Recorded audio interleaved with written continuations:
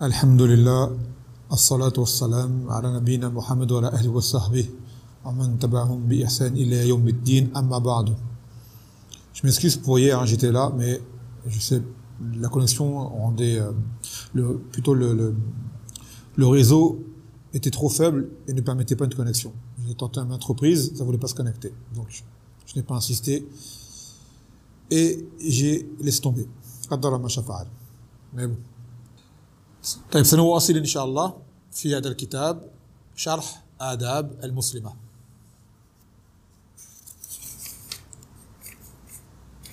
Donc dans le dernier ders, alhamdoulilah, on a pris une mas'ala, celle qui est du regard des femmes sur les hommes étrangers. Et on a pris le niqash qui allait autour des adillah et l'avis qui paraissait le plus juste, rajih, le plus plausible, biznillah ta'ala, que cela reste interdit dans l'absolu, sauf dans les cas de grands besoins, tout comme c'est également permis pour l'homme, dans les cas de grands besoins, de darura, qui sont eux-mêmes avec leurs règles qui leur sont précises. يقول تحريم الخدع بالقول, l'interdiction de faire preuve de complaisance dans le parler. قال الله عز وجل فلا تخضعن بالقول فيطمع الذي في قلبه مرض وقلن قولا معروفا. Dans le sens où Allah dit, et ne soyez pas complaisantes dans le parler, afin que celui qui a une maladie au cœur ne se mette à vous convoiter, et dites une parole convenable. Il cita la parole de Ibn Kathir par rapport à ces versets, dans son tafsir, dans lequel il dit هذه آداب أمر الله تعالى بها نساء النبي صلى الله عليه وسلم ونساء الأمة تبع لهن في ذلك. Donc il dit, il s'agit là d'un ordre qui a été, un comportement qui a été imposé par Allah Azza wa Jal, un comportement qui a été imposé par Allah Azza wa Jal, en premier lieu aux femmes du prophète Mohammed sallallahu alayhi wa sallam, et dont les autres femmes doivent suivre.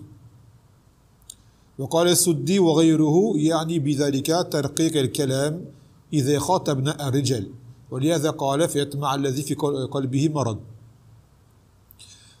Donc cela a lieu lorsque une femme parle avec un homme, et là on parle d'homme étranger. C'est-à-dire qu'elle n'adoucit pas sa voix. Elle ne fait pas preuve de complaisance en parlant avec lui. Pour ne pas que cela ne lui suscite de la convoitise dans son cœur. وَقُلْنَا قَوْلًا مَعْرُوفًا, et dit une parole convenable. ومعنى هذا أنها تخاطب الأجانب بكلام ليس فيه ترخيم, أي لا تخاطب المرأة الأجانب كما تخاطب زوجها. La femme, lorsqu'elle parle avec des hommes étrangers, elle n'adoucit pas sa voix, elle ne met pas une forme de complaisance ou d'humilité ou autre. C'est-à-dire qu'elle ne parle pas avec les étrangers de la même façon qu'elle parlerait avec son époux. Et ça, en gros, que ça veut dire. Ce tarqiq dans la voix, c'est une chose qui est spécifique pour son époux. Personne d'autre que lui n'y a droit. Donc, cette façon de parler, elle ne doit pas en faire profiter à autrui. Et il citait une parole de Cheikh Abdul Mohsin al-Abbad, hafizahullah ta'ala, dans son charh de Sunan Abi Daoud, يقول صوت المرأة إذا كان يتلذذ به فإنه يكون عورة. La voix de la femme, si jamais on s'en délecte, c'est-à-dire qu'on la savoure, et là on parle de la femme étrangère, que cette voix fait un effet, alors elle devient une aura. Car à la base, la voix de la femme n'est pas une aura, mais elle peut le devenir en fonction du ton qu'elle emploie. ولا يجوز سماعه. Donc il n'est pas permis d'écouter ce genre de voix. Et qui plus est les voix des chanteuses, à plus forte raison. Et autres. وأما إذا لم يكن كذلك فيجوز للحاجة ولا قدر الحاجة. Mais si jamais la voix n'est pas de cette façon, alors il est permis de l'écouter. Mais dans la mesure du besoin. S'il y a un besoin, dans la mesure du besoin. ولا يجوز الاسترسال فيه في التليفون ولا في غير التليفون. وإنما عند الحاجة يتكلم مع المرأة في الأمر الذي يقتضي ذلك. دون أن يتجاوز إلى ما هو أكثر من الحاجة. Donc il n'est pas permis justement de trop s'élargir dans les discussions, que ce soit au téléphone ou que le téléphone, mais juste dans la mesure du besoin. Il parle avec la femme sans que cela ne dépasse les limites. Par exemple, quelqu'un, il a un commerce, il appelle, c'est une cliente, ou c'est une vendeuse, ou autre. Il a affaire à une femme au téléphone, il parle dans la mesure du besoin, sans en rajouter. Et la femme, pareil, si elle est amenée à téléphoner, qu'elle n'a pas le choix, que c'est elle qui doit parler, que c'est un homme qui est au bout du fil, également. Ou quelqu'un frappe à la porte, l'époux n'est pas là, elle part d'une façon convenable. Ou alors, si elle vient frapper chez quelqu'un, chez une sœur, mais la sœur n'est pas là, c'est un homme qui répond, c'est la même chose, et ainsi de suite.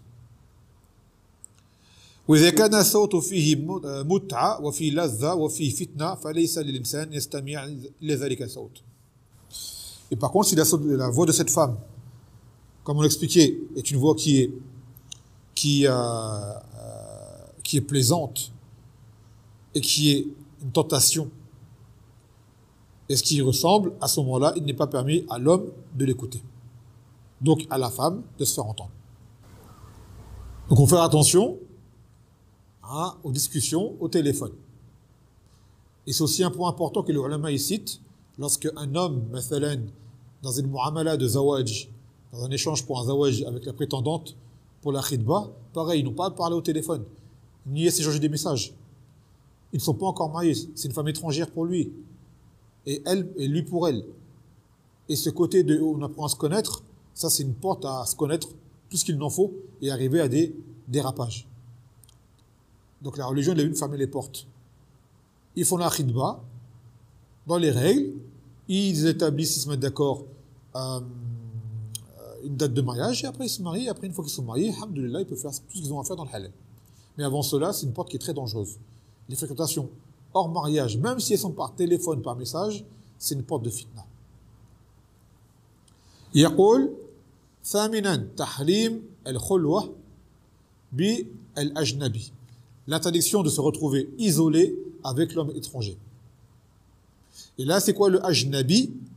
C'est toute personne qui n'est pas l'époux ni un mahram. Toute personne avec qui le mariage est permis, que ce soit un mariage immédiat ou un mariage qui est bloqué pour une raison, mais qui en réalité, cet homme n'est pas un mahram. Par exemple, le beau-frère, le frère de l'époux.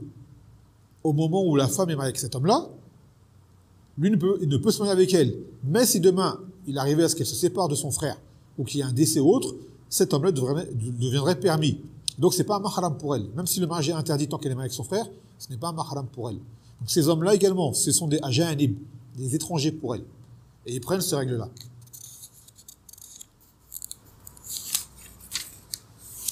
Parmi les adillas que l'auteur cita, hafizallahu ta'ala, عن عبد الله بن عباس رضي الله عنهما قال سمعت رسول الله صلى الله عليه وسلم يخطب يقول لا يخلون رجل بامرأة إلا ومعها ذو محرم.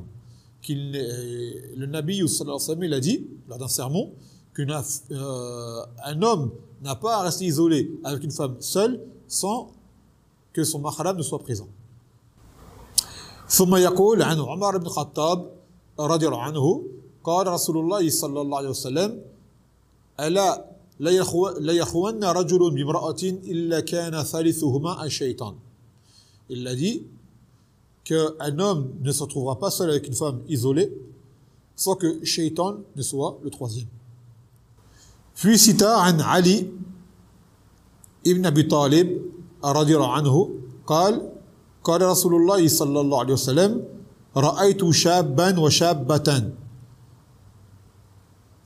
فلم آمن الشيطان عليهما.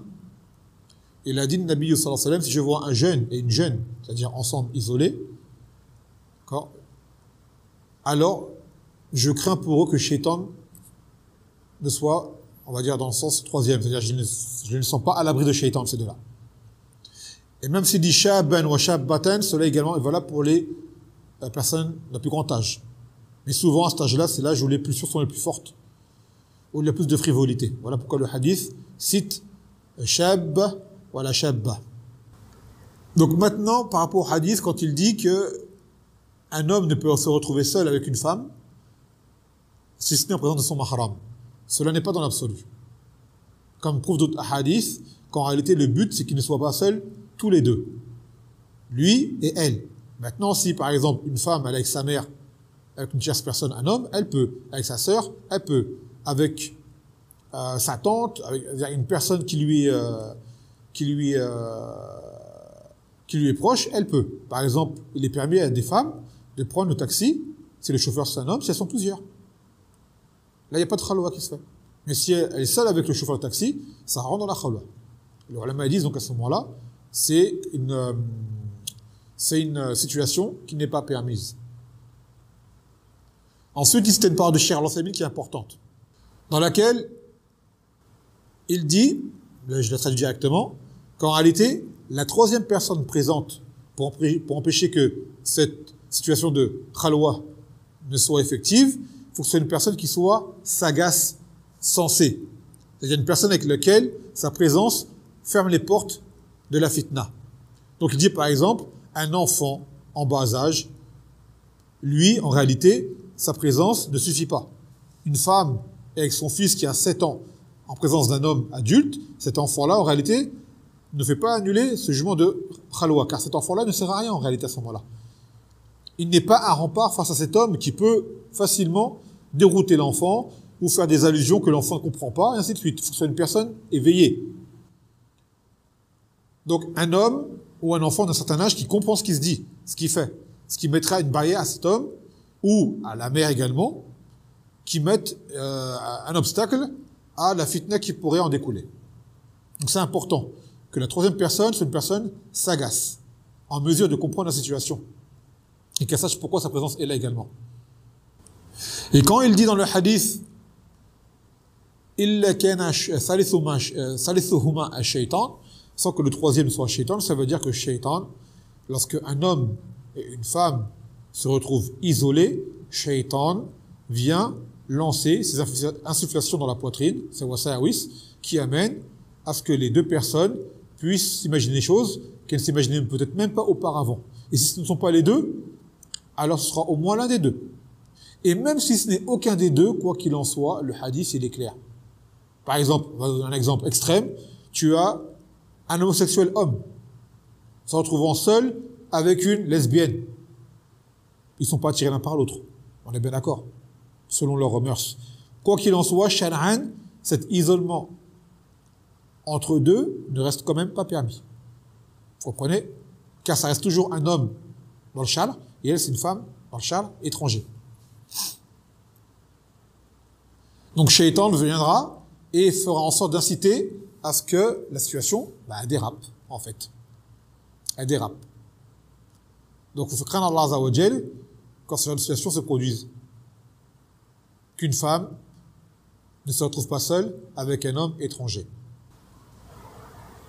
يقول وقال الإمام الشوكاني رحمه الله تعالى في نيل الأوتار سبب ذلك أن الرجل يرغب إلى المرأة لما جبل عليه من الميل إليها لما ركب فيه من الشهوة من شهوة النكاح وكذلك المرأة ترغب في الرجل لذلك فمع ذلك يجد الشيطان السبيل إلى إثارة شهوة كل واحد منهما إلى الآخر فتقع المعصية. Donc la raison, c'est que tout simplement, l'homme, de sa nature, est attiré par la femme. Il y a en lui des envies qui sont là.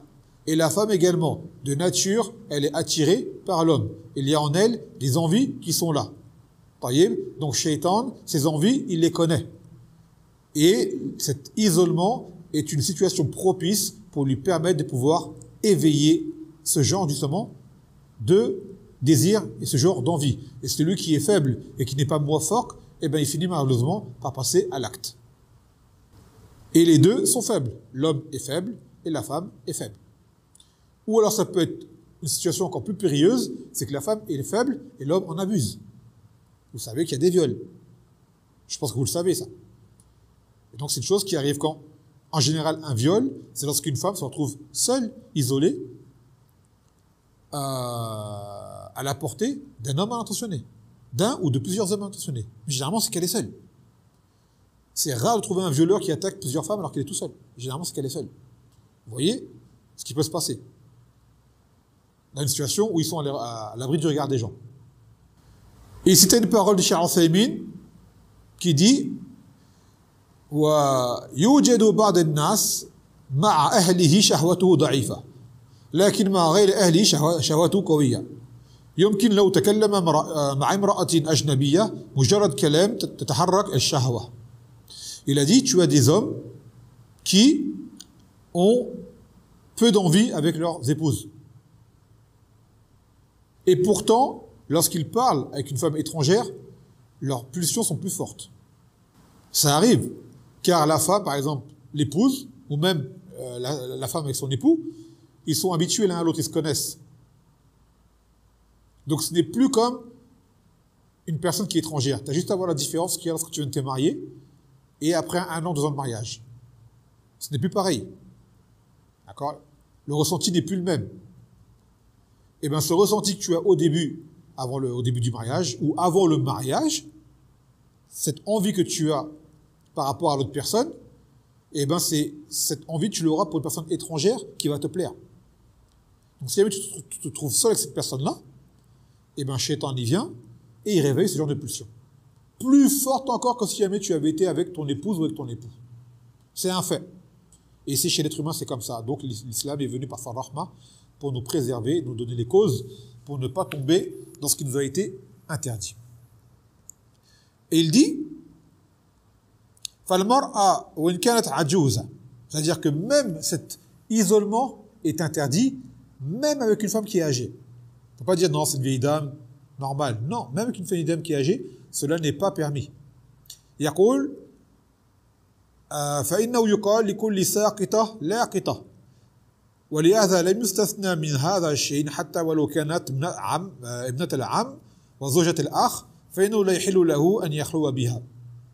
Donc il a dit qu'il n'y a aucune exception dans cette situation d'isolement, même si c'est une femme âgée. Car il dit, c'est une expression qui se dit, qu'à chaque chose qui tombe, il y a quelqu'un pour ramasser.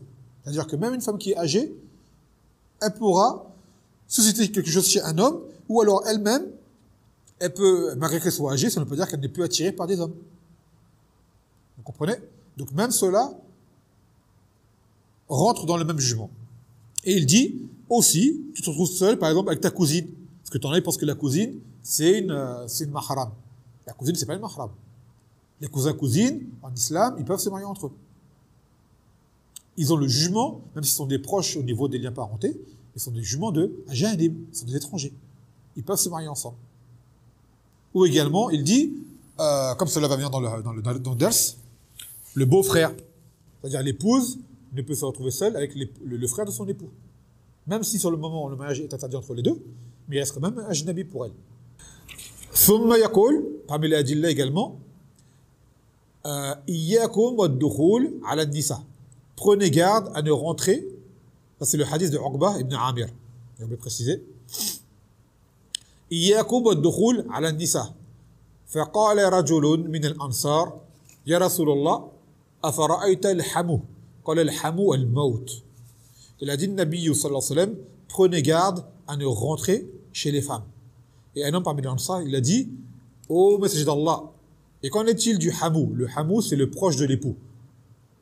Parmi ceux qui sont des étrangers pour l'épouse. Comme par exemple son frère, le frère de l'épouse, c'est-à-dire le beau-frère de l'épouse, il rentre dans le hamou. Ou le cousin de l'époux, ou l'oncle de l'époux, ainsi de suite. Pas le père, parce que le père c'est un mahram. Le beau-père c'est un mahram pour la femme, donc il peut rentrer. Et les autres, ils sont des étrangers. Ou le fils de l'époux également, c'est un mahram pour la femme. Si elle est avec un homme qui avait déjà un enfant, son fils deviendra un mahram pour elle. Mais en dehors de cela, les autres, ils seront des étrangers et ils rentrent dans le terme qui s'appelle hamou. Et il a dit quoi? Al-hamou al-maut. Le hamou, c'est la mort. Lui, c'est pire que tout. Pourquoi? Non pas qu'il soit lui-même mauvais. C'est pas ça que ça veut dire. C'est pas dire que ton beau-frère, tu te méfies de lui ou quoi. Non. C'est que lui, dans la tête des gens, lorsque le frère rentre chez son frère, cela n'éveille aucun soupçon. Contrairement à un homme étranger qui rentre chez un homme en son absence. Cela n'éveille aucun soupçon. Et lorsque le frère rentre, les gens disent oui, c'est son frère, c'est normal. Lorsque son cousin y rentre, les gens disent son cousin, c'est normal, c'est son proche. Donc ça n'éveille pas les soupçons. Donc ce qui fait que la chose est encore plus dangereuse en fait, parce qu'il va rentrer sans que personne ne se pose de questions. Et même si lui, il ne fait rien et qu'à la base l'épouse ne veut rien faire, ils vont se retrouver dans une situation de khalwa, d'isolement. Et de là, Shaitan, il va venir faire son travail. Et là, malheureusement, beaucoup d'histoires en sont arrivées à cause de ce genre de situation où les gens ont fait preuve de naïveté. Alors, même des histoires encore plus poussées que cela, où des sœurs laissent leurs meilleurs amis avec leur époux. Va la chercher au travail, ramène-la là-bas, aide-la à faire ceci, jusqu'au jour où elle apprend que son époux, il a une relation avec sa meilleure amie. Et après, elle tombe des nues. Franchement, ça, c'est vraiment une naïveté à un niveau incroyable. De laisser ton époux seul avec ton ami. À la base, avec ta sœur, il ne peut pas. Alors que dire avec ton ami? Subhanallah. Donc, il faut qu'on reste éveillé, on fasse attention à ce qu'on fait.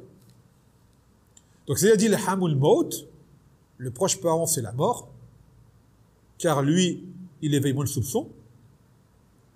Et de base, il part sur une meilleure intention qu'autrui. Il ne compte pas trahir son frère. Ou le cousin ne compte pas trahir son cousin, de base. Maintenant, il y en a, ils le font. Mais de base, voilà. Alors, un autre homme sera peut-être plus amené encore à penser à faire du mal que les proches de cette personne-là. Et quoi qu'il en soit, comme on dit, même si les gens ils restent de confiance de base, ils sont honnêtes, que ce soit son meilleur ami, que ce soit son frère ou quoi, le hadith vous dit bien que le shaitan, il vient après il fait un travail. Et que l'homme, il est faible. Et que la femme, elle est faible. Des fois, c'est pas prémédité. C'est même pas calculé. Mais ça arrive. Donc, qu'est-ce qu'on fait? On applique ces hadiths-là. Et là, ce hadith nous apprend que la femme ne reste pas seule en présence d'un homme qui lui est étranger. Tasi'an, tahrim al-ikhtilat bil ajanib. Maintenant, c'est l'interdiction de la mixité entre étrangers. وقال سبحانه وتعالى وإذا سألتموهن متاعا فاسألوهن من وراء حجاب ذلكم أطهر لقلوبكم وقلوبهن. Et si jamais vous leur donnez quelques besoins, alors demandez-leur de derrière un voile. Cela est plus pur pour vos cœurs ainsi que pour leur cœur à elles. Vous voyez ce verset, on en a déjà parlé hier. Donc, ce verset-là t'explique bien la simple demande de quelque chose se fait de derrière un rideau. Et cela, bien que ce verset ait été spécifié pour les femmes du Nabi sallallahu alayhi wa sallam, cela est valable pour tout le monde. Pourquoi? Car les femmes du Nabi sallallahu alayhi wa sallam, à la base, elles sont interdites à quiconque par la suite. Elles sont les mères des croyants. Donc, les épouser serait comme épouser sa mère. Alors, que dire de autre que elles? Si elles sont les plus pures pour leur cœur, alors qu'elles sont les meilleures des femmes, qu'en est-il des autres femmes qui ont un cœur moins pur que le leur? Donc ce verset lui-même te dit que la simple demande se fait de derrière un rideau. Alors que dire de rester en leur compagnie? Cette mixité, cette irtilat, comme on l'appelle en islam. يقول عن عقبة بن عامر, c'est le même hadith que tout à l'heure, أن رسول الله صلى الله عليه وسلم قال إياكم والدخول على النساء. Prenez garde à ne rentrer chez les femmes. Donc ce hadith-là vient également en argument pour l'interdiction de la mixité. وعن أبي هريرة رضي الله عنه قال قال رسول الله صلى الله عليه وسلم خير الصفوف الرجال أولها وشرها آخرها وخير الصفوف النساء آخرها وشرها أولها. Selon Abu Huraira, le Nabi sallallahu alayhi wa sallam, il a dit que les meilleurs des rangs dans la salat en jama'a, pour les hommes, ce sont les premiers rangs. Et que les pires des rangs, ce sont les derniers. Et que les meilleurs des rangs pour les femmes, ce sont les derniers. Et que les pires, ce sont les premiers. Et vous avez déjà compris pourquoi. Car le dernier rang des hommes sera à proximité du premier rang des femmes. Donc le but, c'est de les séparer et de les éloigner les uns des autres. Sans compter le fait que le premier rang a plus de récompenses, certes. Mais le dernier rang va amener à ce que celui qui est dans le dernier rang soit plus proche des femmes et que les femmes qui sont dans leur premier rang à elles soient plus proches des hommes. Et ça, c'est une chose que l'islam est venu pour éviter. ثم يقول عن أبي هريرة رضي الله عنه عن النبي صلى الله عليه وسلم قال كتب على ابن آدم نصيبه من الزنا مدرك ذلك لا محالة فالعينان زناهما النظر والأذنان زناهما الاستماع واللسان زناه الكلام واليد زناها البطش والرجل زناها الخطأ والقلب يهوى ويتمنى ويصدق ذلك والفرج ويكذبه. Donc ce hadith, on l'a pris également dans le ders de la dernière fois sur le regard des femmes par rapport aux hommes. Il a dit qu'il a été écrit sur le fils d'Adam sa part de fornication, chose qui est inévitable. Donc les deux yeux forniquent et leur fornication, c'est le regard. Les oreilles forniquent et leur fornication, c'est l'ouïe, c'est l'écoute. Et la langue fornique et sa fornication, c'est la parole. Et la main fornique, sa fornication, c'est le toucher, parce qu'elle saisit. Le pied fornique, sa fornication, c'est les pas. Et le cœur renferme tout cela et l'espère. Et ensuite, la partie intime, les génitales, soit elle confirme, soit elle rejette. C'est-à-dire que tout cela va t'emmener à avoir envie de faire des choses, et après, soit tu seras muwafaq pour que Allah te permette de te retenir, ou soit là, malheureusement, tu vas tomber dans l'interdit. Donc maintenant, c'est le zina de ces organes, c'est les utiliser dans l'interdit. Regardez ce qui nous est interdit. Principalement, regardez les personnes du genre différent, que les femmes regardent les hommes. Écoutez ce qui nous est interdit, des paroles de gens à qui on ne doit pas parler, des paroles qui nous sont interdites à entendre. Al-lisan, c'est dire des paroles qui nous sont interdites à dire à des gens qui ne doivent pas les entendre également. Et avec la main, toucher, ce qui ne nous est pas permis de toucher. D'accord? Et là, on est dans le sujet par rapport à quoi? Aux hommes et aux femmes. Donc, un contact physique qui serait interdit. Et la jambe, c'est de se rendre en un lieu pour commettre une chose qui serait interdite. Et ainsi de suite.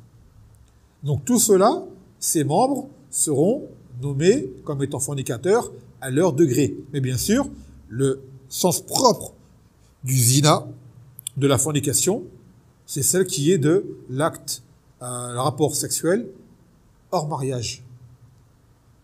D'accord? L'acte concret. Qui amène à la sentence que vous connaissez qui est la lapidation. Yaqul ashiran tahrim mas al-ajnabi. Donc maintenant l'interdiction de toucher un homme étranger. Le contact physique. An Ma'qil ibn Yasar radiyallahu anhu قال قال رسول الله صلى الله عليه وسلم لأن يطعن في رأس أحدكم بمخياط من حديد خير له من أن يمس امرأة لا تحل له.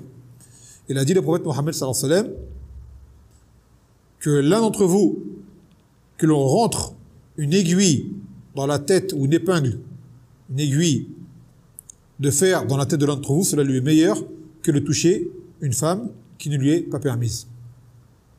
Donc là, il s'agit de quoi? Du contact physique, qui n'est pas permis aux étrangers de se toucher entre eux. Et cela implique, mathalan, se serrer la main entre étrangers, ou se faire la bise également. Et quand on dit étranger, comprenez bien que dedans rentrent les membres de la famille, comme les cousins et les cousines également. Car des gens disent la cousine, tranquille, le cousin, tranquille. Non, c'est pas tranquille. Ta cousine, tu ne peux lui serrer la main ni l'embrasser, ni te retrouver seul avec elle. Et à la base, tu ne peux la regarder également. Elle est comme une femme étrangère. Elle ne peut se dévoiler devant toi. Tu ne peux voyager seul avec elle, car elle est sur le jugement de femme étrangère. Et pareil pour la femme avec son cousin, ou avec son beau-frère, ou avec l'oncle de son épouse, qu'on appelle le habou, dont on a parlé tout à l'heure. Tout cela prend le même jugement. Car tout cela, c'est pour fermer les portes à ce qui pourra subvenir par la suite de plus gravissime, qui amènerait à tomber dans l'interdit. Donc là, c'est ce qu'on a pris aujourd'hui comme douros, qui sont que la femme ne doit pas faire de preuve de complaisance dans le parler avec les hommes.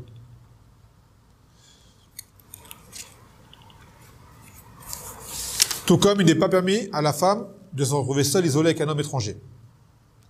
Aussi, encore plus large que cela, la mixité entre les deux genres, entre hommes et femmes étrangers. Puis pour finir, qu'il ne soit pas permis à la femme de toucher un homme étranger. Non. Donc, naktafi bidhadha al-qadr, fa subhanaka wa bihamdik, la ilaha illa anta astaghfiruka wa atubu ilayk.